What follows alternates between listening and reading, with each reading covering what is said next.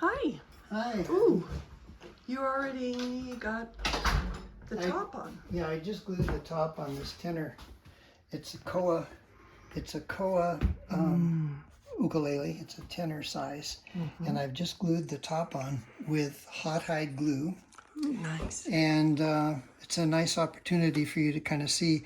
These are called spool clamps, and they're called spool clamps because they have looks like a spool on both sides that contacts the wood on both sides. So those go right all the way through. And they go all the way through. They're little holes. Like if you see those moles up there, you can see how they have holes all the way around. Those holes are for where the spool clamps go. Okay. And yeah, that has two functions. One is that it keeps the spool clamps where they need to be, and it also holds the threaded part of the bolt here away from the body so that it doesn't damage the body scratch it or anything. of it. I see. Yeah, and I made all these spool clamps myself. And they have, is there cork on Yeah, too? yeah, they have cork on the face so that they So there's don't mar the protection. wood. And if we look inside, this is a good Ooh, opportunity that's pretty. to see the inside of this ukulele. And you'll notice several things about it. These are called linings that go around the inside here, like this, and they're glued to the side first and then sanded on a flat board or a radius board for the back so that they mate perfectly with the top.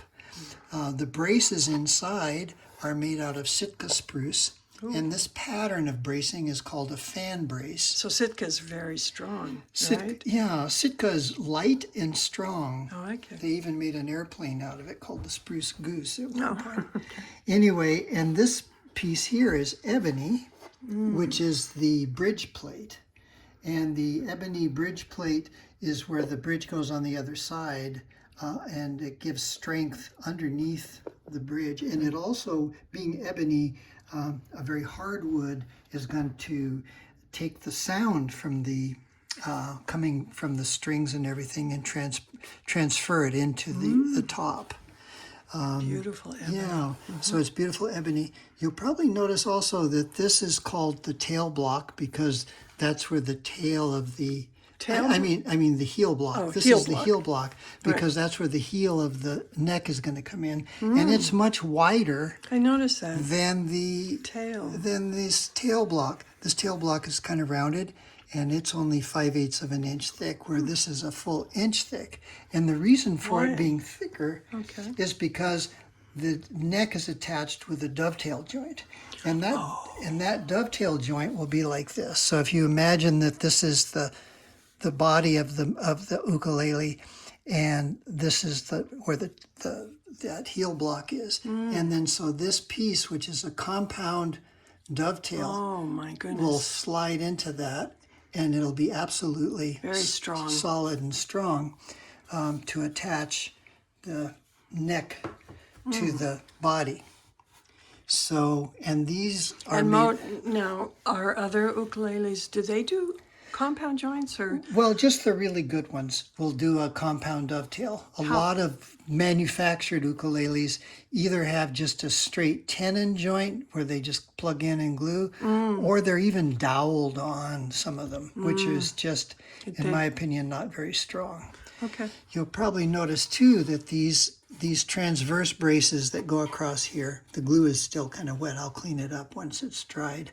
But these transverse braces are also fitted underneath so that they go underneath the linings, but they don't go clear through the sides. A lot of people, when they make their, you don't see the end of that brace here.